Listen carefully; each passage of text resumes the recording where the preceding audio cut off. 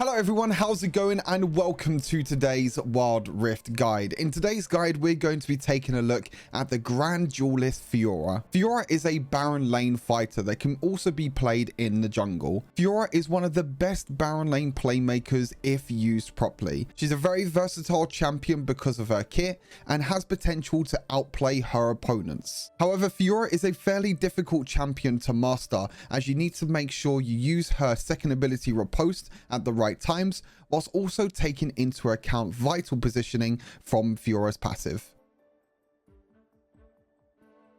Taking a quick look through the build with Fiora as a bruiser, we want to build both AD items and also tank items, so we could do a lot of damage but also be a tank for our team whilst we're going through the enemy backline. For the first item, we have Divine Sundra. Gives us all the base stats that we need: maximum health and attack damage, as I mentioned. Ability haste also works great with Fiora, and you also have the Spellblade passive. The great thing about the Spellblade passive is that this works on your first ability, so if you land your first ability on an enemy champion, it will proc the Spellblade passive straight away, which actually works really well in combination with Grasping Undying, because you get a little bit of healing and a little bit of extra damage from Spellblade, and you also get the same from Grasping Undying as well. And as I mentioned, both of these will work with your first ability. Blades of the Ruined King, a little bit of attack damage and attack speed. We got Physical Vamp as well, which is really good because this will help us heal up during the laning phase and also help us heal up as we're battling through enemy champions. The Rune Strikes passive, dealing bonus physical damage equal to percentage of the enemy's current health. This is really good. This item is really good against tanks especially, or enemy champions that are building a lot of health, because you do that bonus physical damage equal to the percentage of the enemy's current health on hit. And you also have the Drain passive. This means that you're going to be stealing movement speed from enemy champions, so when you're trying to catch up with enemy champions, when you're trying to use your ultimate, proc those vitals, the extra movement speed that you get from Blade of Ruined King and the drain effect will be very, very helpful. For the boots, most of the time plated steel caps is the best option. You can swap this out for defensive, the other defensive boots, Mercury treads, if you want to. And then for the boots upgrades, I always like to go for Proto Belt. This always gives you that extra angle to try and proc your vitals, whether it be your ultimate, you want to proc your last vital but you can't really get there, you can use Proto Belt and your first ability to proc that last vital on your ultimate, or just to try and get a little bit of extra damage. But you can also use Proto Belt to get away to safety if you want to. Death Stance, another good item, again gives us attack damage but also gives us some defense stats. This time it is armor, a lot of ability haste as well. This item means that we're going to be getting dealt true damage over time, but then if we get a takedown, we can then heal up that damage instead. Sterex Gauge, very, very good tank item. The heavy-handed passive is great. You get plus 50% extra base attack damage as bonus attack damage, and it only applies to melee champions like Fiora. The Lifeline passive as well, when you do drop low on HP, you get a big massive shield. This shield will help you stay alive a lot. There are so many occasions where Sterex Gauge has kept me alive, and especially because the stats also give you 400 maximum health. A very, very good tank item. And then for your last item, you have Mortal Reminder. This is kind of useful at the moment in the current meta because there is a lot of healing, so Grievous Wounds is a great thing to get on Fiora. You can build Executioner's Calling, which is a tier 2 item earlier on if you're against any champions that do have a lot of healing. Grasping Undying, Divine Sundra, all these Baron lane items will be healing, so Mortal Reminder is very, very important. Also, it gives you a lot of attack damage and armor penetration. Now, there are quite a few situational items as well that you can go for.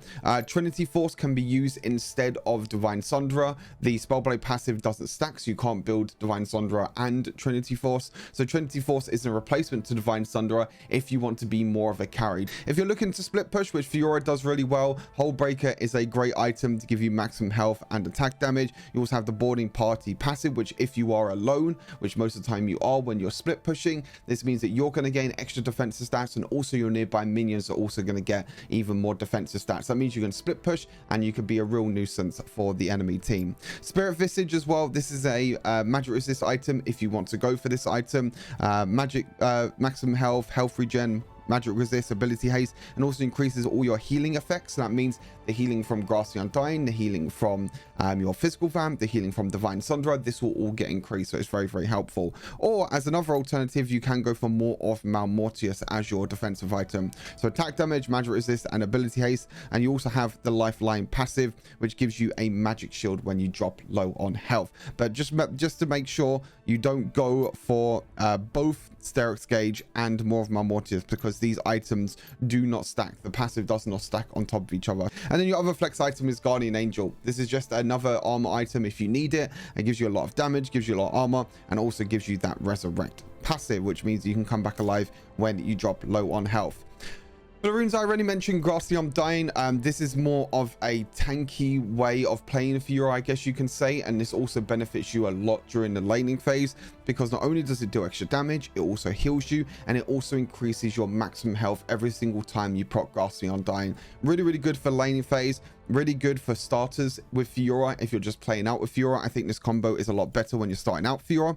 But as I mentioned, you can also go for Conqueror as well. This doesn't help you too much during the laning phase, but this helps you a lot during them long team fights, especially because you'll be able to get a lot of extra bonus AD and a lot of extra physical vamp. And then you can use this with Trinity Force to be more of a carry than anything else. But most of the time, I like to go for Grasp of the Undying. Triumph as well. Champion takedowns restore health, so this works really well with Death Stance, because we're going to be getting healing from takedowns from Triumph, but also from Death Stance, so that stacks on top of each other. And also we get to deal more damage to enemies that are low on health. So that means that when you're jumping into the backline with Fiora, when you're trying to kill them enemy carries, this will give you some more damage. Second Wind, really, really good for melee champions, because this effect does get doubled. This means that when you're trading during the lane phase, you can step back, you can just heal up a little bit from Second Wind, and then you can go in to try and trade again. So really, really helpful. But this can be swapped to other runes if you want to. Adaptive Carapace is very good. Hunter Titan is very good if against a lot of crowd control. Or you can go for something like Bone Plating, which is really good against assassins. And then for your final rune, most of the time this is played in Baron lane, is Demolish. Demolish works really well with Hold Breaker, because it means you can take towers really quickly. Even if you don't go Hull Breaker though, I think Demolish is a must rune, especially because Fiora does so well during the laning phase, and most of the time you will win the laning phase with Fiora just because of how strong she is. So this means that if you can get an advantage early on, if you can walk to the towers, then you can proc Demolish and get a Demolish proc, and then you'll be able to get even more solo gold for yourself. You can get 125 gold per tower play. And then for the summer spells, we obviously have Flash to get away to safety, or to flash forward if we want to, and we have Ignite. Ignite gives us Grievous Wounds if we need it in the early game, and also deals true damage, which obviously is a lot more stronger in the early game. So if you can get that early game advantage, proc that Ignite, maybe force the enemy champion to go back, that's when you can proc Demolish as well with the towers. But that's everything with the build. Let's move on to the abilities.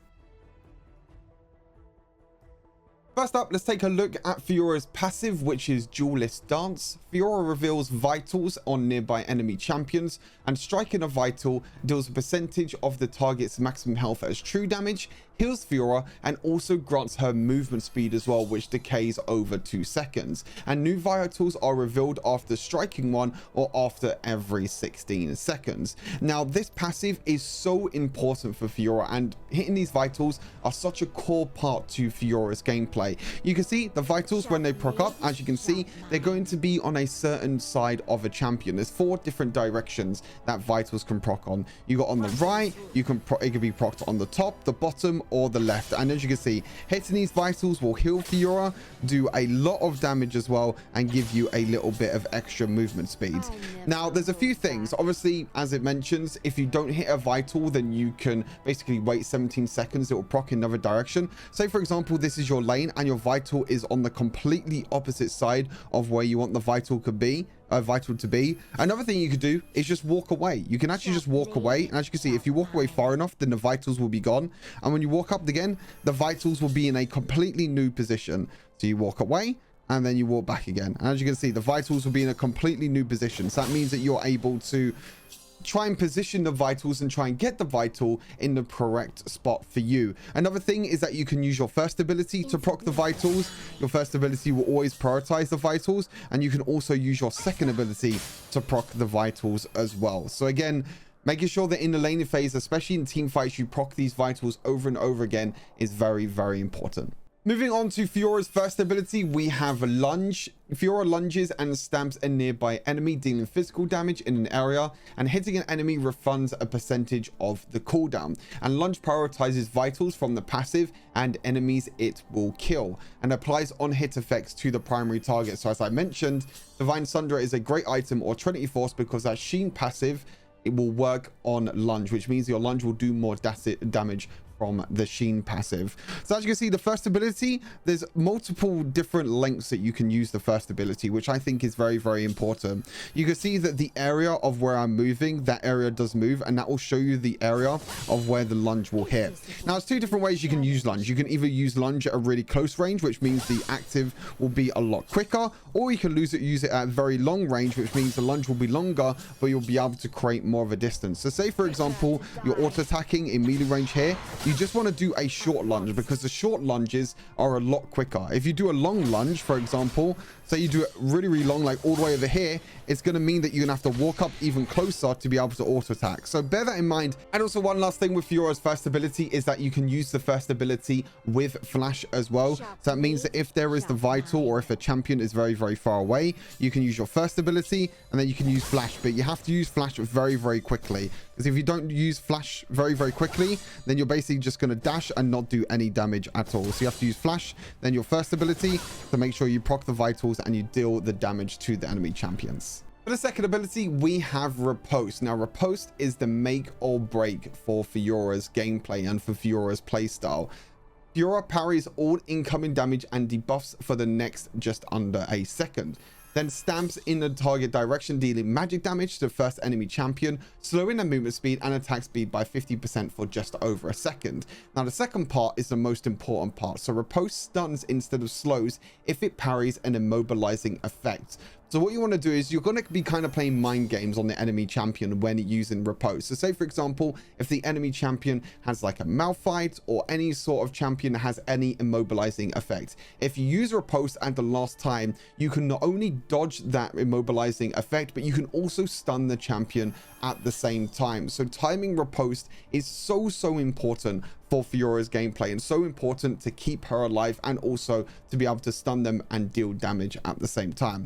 You can see the Riposte has a very long range. As you can see, there's a long time as well. Like, you're just under a second, you're going to be basically immune to any damage that will be coming your way. You can see that when Fiora is turned purple, that's when she is immune. So you have to make sure you time it perfectly to any abilities that are coming your way. And as it mentions, if you do it for an immobilizing effect, then you're going to stun them instead. What you can also do, you can also extend the range on the second ability as well. So if you use first ability on top of second ability, this will extend the range of the second ability. You can see the second ability moves ever so slightly, and you can see that this will also proc vitals as well if you want it to.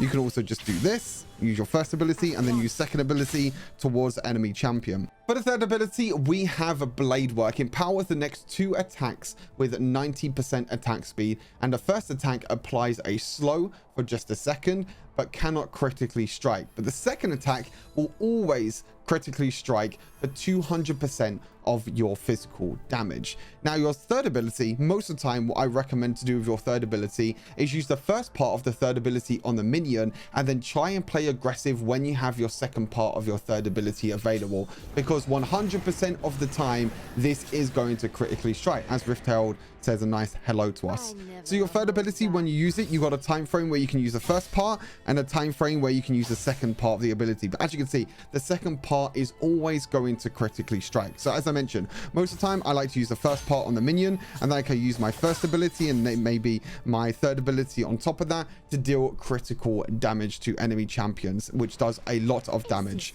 Another important part is that your third ability also works as an auto attack cancel as well. So what you can do is you can auto attack, third ability auto attack, which means that you're going to basically reduce the time, as you can see, between auto attacks. So auto attack, third ability, which means you're going to deal the quickest damage per second with Fiora. So auto attack, third ability, and as you can see, the next 2 basic attacks are going to be really fast because of the extra attack speed that you get. Last but by no means least, we have Grand Challenge, which is Fiora's ultimate. It reveals all 4 vitals on an enemy champion for 8 seconds and grants duelist stance movement speed whilst nearby them. So not only this is really good for chasing down enemy champions, this is also really good to use and as an escape mechanic as well at the same time, because you can use your ultimate on a champion that is trying to chase you and use that movement speed to escape to safety. Strike on all 4 vitals in 8 seconds, or if the target dies after at least 1 hit, heals Fiora and nearby allies for a number each second. The heal persists for 2 to 5 seconds, and it scales with the number of vitals hit.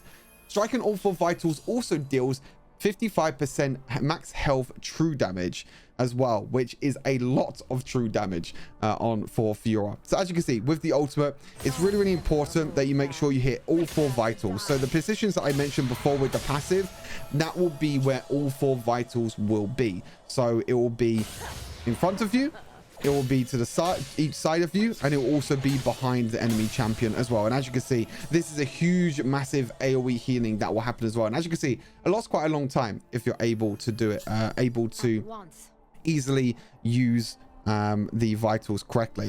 The best way to proc the ultimate is by trying to stand in the corners. What you can do is you can auto attack cancel with your first ability, and also use your first ability to also proc the vitals as well. Again, you can use all the tips that I mentioned before with vitals and your first ability, and use that to try and proc your ultimate as soon as possible.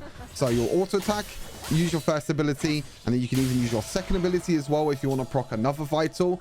But the good thing is against Fiora is you can use these vitals kind of to your advantage. So what you can do is if a vital is on you and you're against Fiora, try and hug against the wall. So say for example, if the ultimate was this target dummy, what they could do is this vital on the left hand side, they can hug up against this wall here, and as a Fiora you cannot proc that vital. It's so difficult to proc vitals when you are trying to chase down enemy champions that they are hugging against the wall. So I always recommend when you use the ultimate is always proc the furthest one away from you first, and the furthest one away from you is normally the hardest one to do, or the one that is closest to the wall.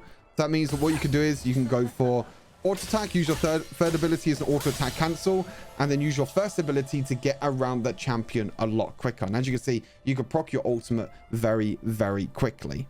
As I mentioned as well before, most of the time what you want to do is you want to use your second ability as a slow or a stun effect, and then use your ultimate afterwards. This combo is the best and easiest combo to try and proc all 4 vitals as soon as possible. So when you're chasing down an enemy champion, try and use your second ability first to slow them, and then use your ultimate. And then your slow effect is going to be so important when you're trying to chase and when you're trying to proc all the 4 vitals to do a huge massive amount of burst damage, and also heal yourself as well so you can stay in the team fight for longer. For the leveling order for Fiora, at level 1 you always want to go for your first ability. This will make it so much easier to proc your passive vitals in the early game. Not only that, but it's a great way to proc Grass 3 Undying as well, so you can do a little bit of extra damage and sustain in the early game. At level 2, I always like to go for the second ability. This will allow you to play very aggressive with Fiora. If you get any champions that are looking to try and trade against you, you can use your first ability and the combo with the second ability and look to dash on the enemy champion and also slow them as well, which means it'll be much easier to proc your vitals and also trade against enemy champions. And obviously at level 3, we want to make sure we go for our third ability, so we have all our abilities available. Now the first ability we want to max is our first ability. Not only is it one of our main sources of damage, but also it reduces a cooldown. It's also really important for Fiora to be as mobile as possible. And then we want to go for our third ability max second, because this is going to be our second source of damage, and then we go for our second ability last. And that's pretty much everything for Fiora. And we're going to head into gameplay now. I'm going to tell you all about in-depth gameplay tips and tricks for Fiora, so stay tuned and I'll see you all in just a second. All right, on to the gameplay we go with Fiora. This took me quite some time to get a gameplay. Fiora is, as I mentioned already, one of the most mechanically skilled champions I think in the entire game. There's so much that you have to think about when playing Fiora, and she's a very difficult champion to play. I mean, she's one of the strongest champions at the moment in the current meta for sure, but there's a reason for that, because of all her damage, because of her mobility, because of how well she can do during the laning phase. And you'll see this during the laning phase as well against Singed. I mean, Fiora is kind of an easy matchup, I would say, against Singed, because Fiora could just easily proc the vitals and Singed won't be able to do that much in the early game. I do miss one of the vitals here though, and I'm not too sure if this is a bit of a misplay for myself, but I know if I keep in the mist or in the poison of Singed, then I'm pretty sure I actually die there. So what I actually try to do is I try and use the Q flash combo that I mentioned during the ability section, and I try and proc the vital straight away, which means that I just quickly go towards Singed as quick as possible. Now, it didn't really work out because Singed was able to walk away. Maybe I didn't need to use flash that early. Maybe I could have just used my first ability and then tried to, you know, follow up afterwards. But unfortunately, I didn't. Unfortunately, that was not the way I was going to do it that time. As you can see, I'm just trying to proc my vitals as much as possible. Every single time there's a vital up, I'm always trying to look to get that vital proc as much as possible. So you're just going to carry on pushing the lane though. You can see what I'm doing here is I'm actually going to keep this lane state as it is. And this is something you could do quite a lot in Baron lane, is that you can actually kind of manage the wave by yourself. And the reason why I've managed this wave so well is because this cannon minion has stayed alive. So as you can see, the minion wave is actually pushing towards me, which is great. Means that Singed is basically losing out on all these minions. Look at this, Singed missed out on a whole minion wave of XP and gold as well. And you can see I'm just using my second ability just to make sure I don't take as much damage, and now I'm in a little bit of an XP lead. But then Singed comes and does what, you know, Singed do, just uses a poison to push up the wave and to crash it underneath my tower. This is what you want to do if someone is trying to freeze the wave, is just walk up to the lane and try and push it. But me keeping the lane state as it is and me keeping the lane as it is means that it opens up the opportunity for Lee Sin to maybe look for a potential gank. You can see Lee Sin is now top side, but Singed is there as well. I'm level 5 already. Look at that, Singed is not even level 5 yet. So I can use that advantage, and I've, you know, because I've got level 5, I can use it and try and play a little bit more aggressively. Really feel like I should play more aggressive here. Maybe look to try and use my ultimate and try and proc all of my vitals, because I really feel like I could kill him. I think I cancel his back here. Yeah, I cancel back. I mean, this is why, in my opinion, Grasping Undying is so good as well, because it's so easy to proc Grasping Undying. You just auto attack the minions a few times, use the first ability, boom, straight away it procs Grasping Undying. It's absolutely great. So I realize here that the lane is pushing in, so I'm just gonna crash this wave in. Singed does use his ulti. Not really too sure why he uses his ulti there. Maybe he's looking for a little bit of an engage, but didn't find it. Which means that now I can definitely use this time to try and use my ulti. I'll be very surprised if I don't use my ulti here. I'm trying to remember what I actually do. Yeah, I really feel like I should have used my ulti there, because he doesn't have his ulti, so he's not going to get the crazy stats that you get with Singed ultimate. Maybe I'm playing a little bit too passive. I mean, there was loads of times when I was playing Fiora in this A to Z guides or A to Z video that I did play a little bit over aggressive, because I felt like I was stronger than what I was, and that over aggression kind of backfired every single time.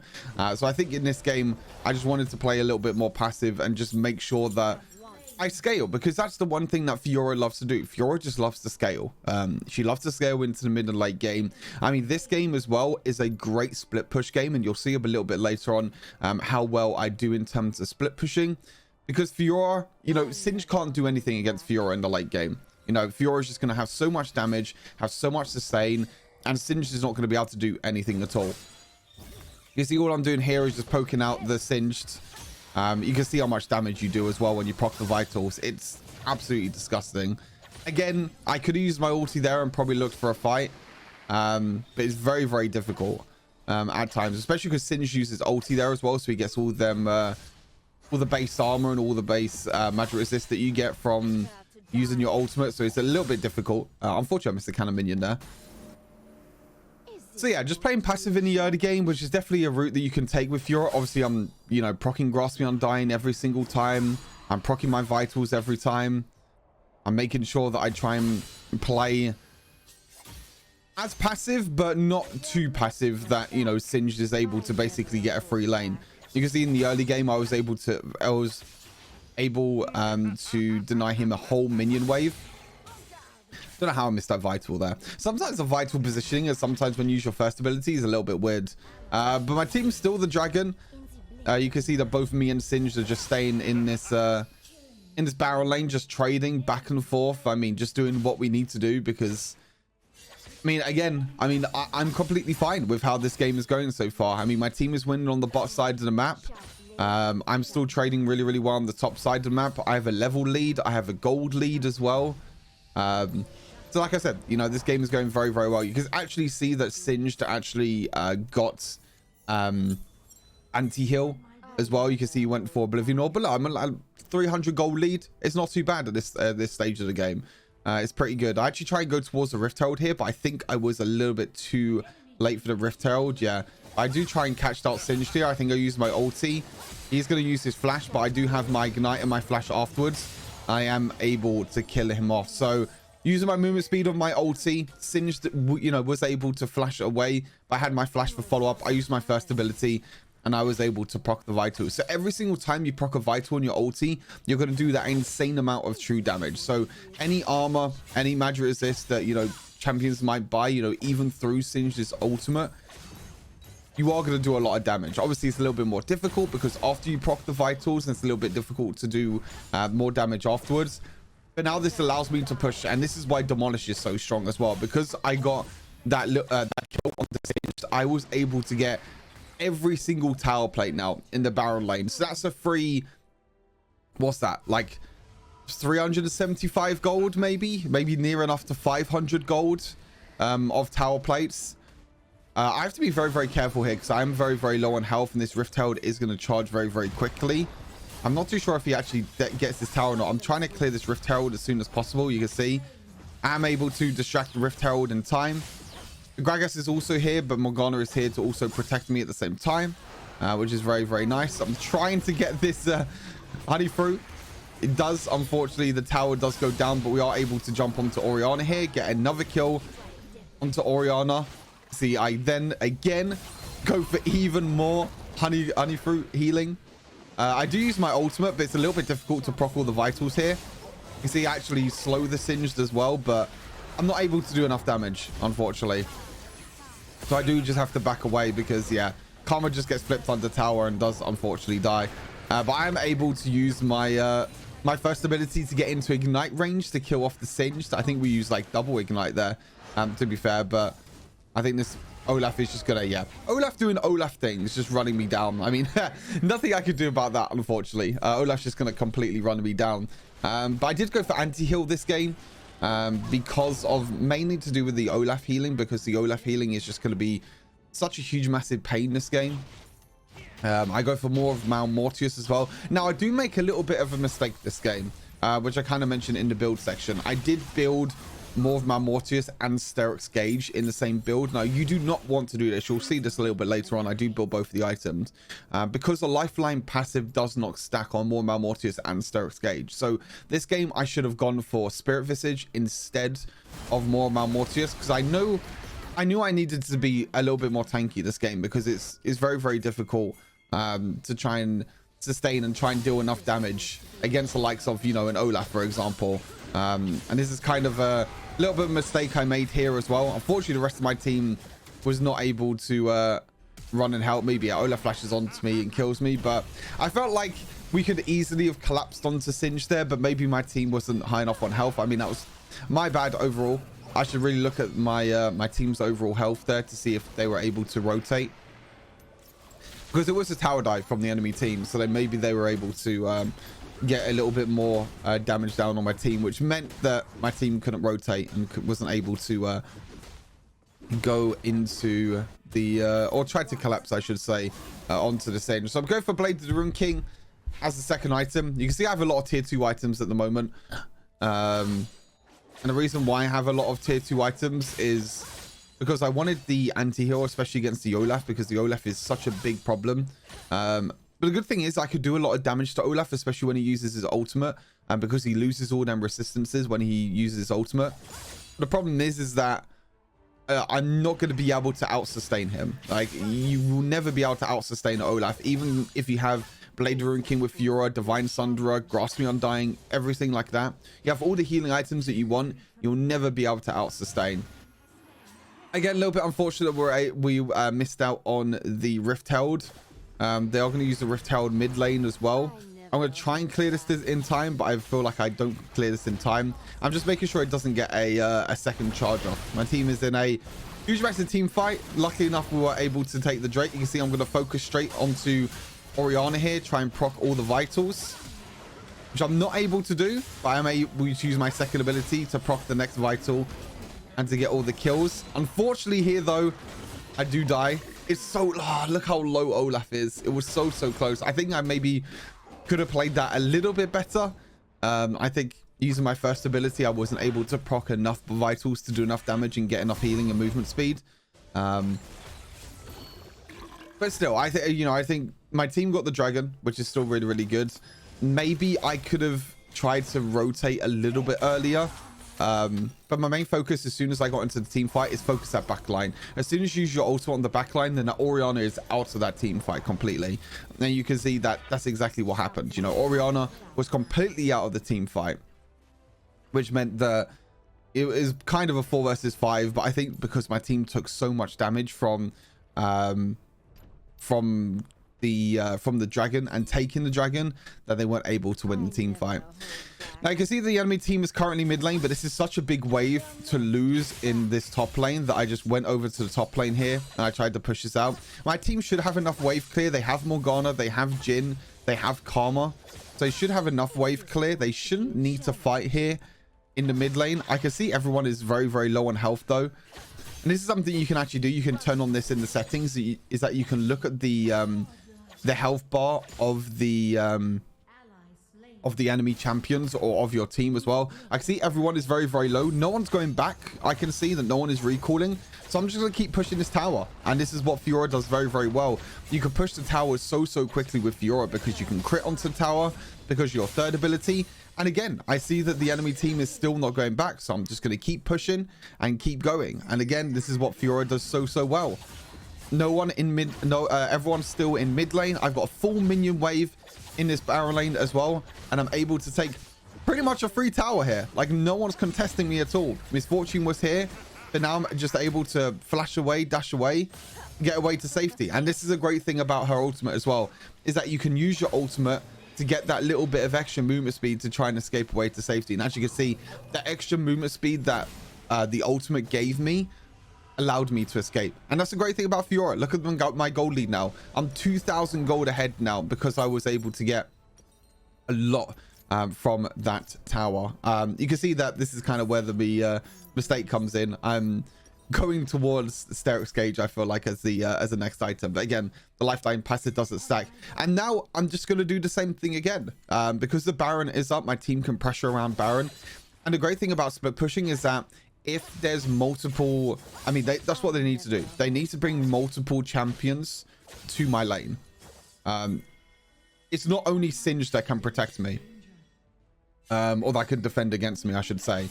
The only way that they can kill me is by sending multiple champions every time. Now, unfortunately, my team get into a team fight, which means that they do lose out on the mid lane. But again, look, you can see everyone is in the mid lane. You can see on the minimap. So that means, again, I'm able to proc demolish here on the tower. I'm able to get myself some more gold, but not only myself, but you have to remember that towers also give your team extra gold as well.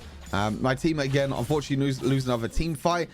But again, look, everyone is in mid lane again. And because I was able to stack up this wave, I got 3 cannon minions. I could just easily take another inhibitor. And everyone, look at this. Everyone is still in the mid lane. I die for it, but I take a second inhibitor. I take that any day of the week.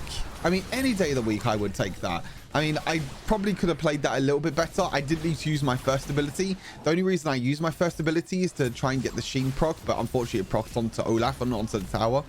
So I just tried to use my first ability to try and take the tower quicker. But unfortunately it made me take tower aggro. I was just trying to take the tower as quick as possible. You can see that the enemy team are going to try and take the Baron as kind of a consolation prize, really. But the TP in from the Lee Sin means that they do have to back away. Really nice kick as well onto the Misfortune. You can see that my team are not really doing too well. I mean, they lose a team fight, but the big thing is that where they were able to delay the Baron, which I think was the biggest thing that they could have done. The Lee Sin TP was to stop the Baron, make sure they don't take the Baron, and that's exactly what they did, which is really, really great. I was able to parry the Gragas ulti, even though I do think at the same time that it was they did miss out, or it did actually miss completely. I probably could have used my ultimate earlier there. I used my Q flash to get over the wall. And what I do is that I stand on the other side of the blasting cone. Now, unfortunately, Olaf attacked me and not the blasting cone. But even if Olaf attacked the blasting cone, I would have gone over the wall with him. Unless Morgana black shielded me in time, which, if you didn't know, Morgana's black shield actually stops you from going over the wall. So that would have been a little bit unfortunate. But as you can see, I used my Q flash to get over the wall. That also deals damage to the Olaf at the same time. I was able to deal enough damage as well to keep myself alive. But as you can see, I go for more Mortius and Sterix Gauge. Do not go for this. Again, this is just completely my fault. A little bit of a misplay. But again, this happens. I mean, I've even seen pro players do this as well. So if pro players can do it, I'm sure I could do it as well. You know, it's not the worst thing in the world. But look at the top and bot wave at the moment. You can see that Gragas is currently down in the bot lane because the super minions pushing in there. You also got super minions pushing in the top lane as well.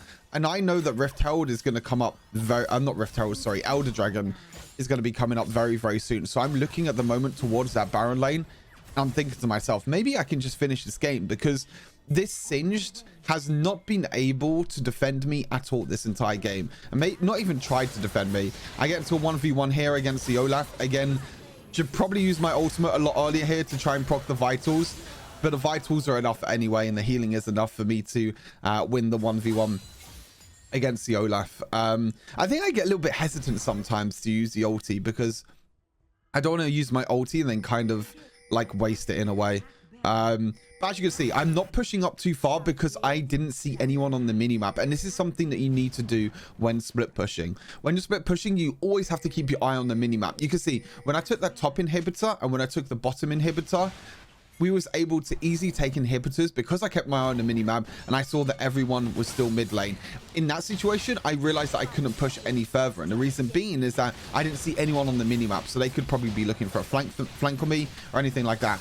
Here, I do exactly what I need to do. I basically act as a distraction. This is all that I need to do when my team is taking Baron. Act as a distraction, try and get as many kills, and try and be as much of a nuisance as possible. I do go a little bit too far here, unfortunately, and I am gonna die. I try and time my riposte with the Singe flip, but the Singe actually does very, very well in delaying the Singe flip. But the good thing is that my team got Baron. Now, unfortunately, they're all gonna die. But I mean, Baron just on Jhin. I mean, one Baron is still completely fine. But again, look, I pushed the Baron wave. The minions are pushing in. I pushed the bot wave as well. Yes, the minions are not going to do that much. I worked as a distraction during the Baron buff. So that meant that their team couldn't do anything or couldn't walk up to try and, well, you know, try and steal the Baron. I was kind of a distraction at that point, which I think I did it, you know, fairly well. Maybe I went a little bit too aggressive, trying to go for the misfortune because the Singed and Olaf came back alive. But again, that's all I need to do. I just need to work as a distraction. We got all 3 dragons. We got Baron buff on Jhin as well. So we're in a very, very good spot this game. And this kind of shows you the power of Fiora split pushing. Yeah, and you know, I do exactly what I just said, you know, about a few minutes ago. My team can just go Elder Dragon and I can end the game through top lane. Because again, this Singed is not going to be able to defend me at all. So I'm going to go up to the Baron lane here. Maybe I can try and look to kill this Singed. I'm not too sure if he has, yeah, I think he has a ward, so he actually realizes that I'm here. So he's not going to do anything, but you can see Singed is actually here now. Like, Singed has to stay here to defend me, or I'm just going to completely end the game. That's the big thing now. He's trying to use his poison. But again, there's nothing he can do at all. Again, I should use my ultimate a lot earlier. This is way too late that I used my ultimate here. I'm still able to do enough damage, and you can see still able to do enough damage to actually kill him. But again, that could have been a lot cleaner than what that was. But now my team should go towards the Elder Dragon. Now, because it's a 4 versus 5, it's even better.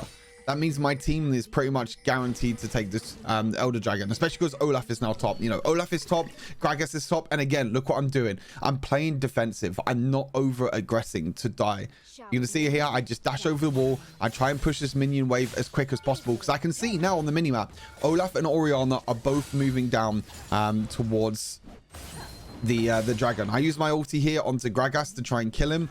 Unfortunately, he was still able to dash away to safety. But again, I'm a distraction. You know, Gragas is here. Singed is dead. I think Misfortune was dead as well. It's basically a 4 versus 5 around this Elder Dragon. Unfortunately, they did steal the Elder Dragon, which is a little bit unfortunate. I honestly don't know how that happened. But I was trying to end the game and I was like, oh shit, the Singed and everyone else is here. Again, I tried to use my riposte. Unfortunately, it didn't work at the right time. You can see that actually the lifeline passive actually gave me the Sterix Gauge shield, not the Mormar Mortis shield, which actually saved me.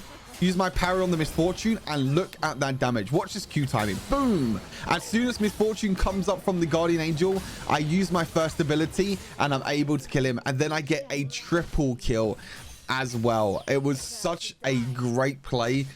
Because what I did so well there, I was able to proc the vitals so quickly, and I got so much healing as well, as you can see from Divine Sundra, from Grasp the Undying, and also from all the vitals that I was proccing on Misfortune. And as soon as that stasis timing came up, I was on Misfortune like a flash. Used my first ability straight away to proc another vital, and that did enough damage to get that healing down. And then that healing allowed me to survive against the Singed and the Gragas.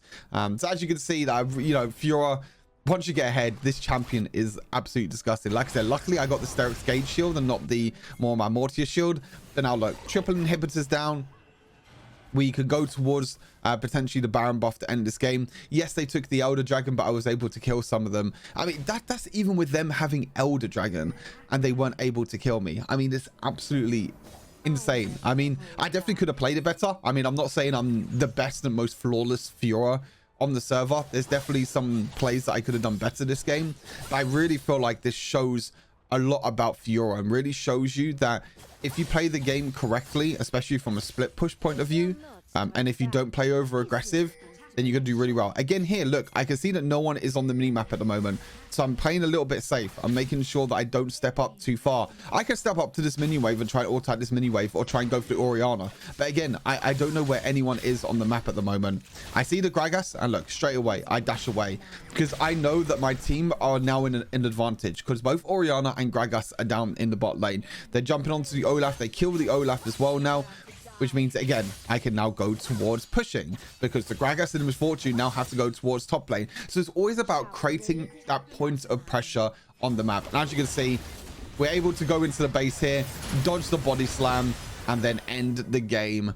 I mean, it's a perfect way to end the game as well. I feel like the way that I was able to create that point of pressure in terms of split pushing, getting them 2 inhibitors, kind of won us the game, I feel like, overall. We didn't get MVP, unfortunately, in the end, but 11, 5 and 1 in total, 21,000 gold. And look at that damage as well, 38,000 damage on Fiora. I mean, this champion is absolutely disgusting, but hopefully you learned a thing or two about the gameplay, again, about kind of how you're supposed to play Fiora during the laning phase, and you know, trying to create pressure with split pushing. I think this video and this gameplay was a great example on how you can split push, not just with Fiora, but just with other champions as well. So hopefully you enjoyed it. Thank you very much for tuning in. Take care, and I'll see you in the next video. Peace.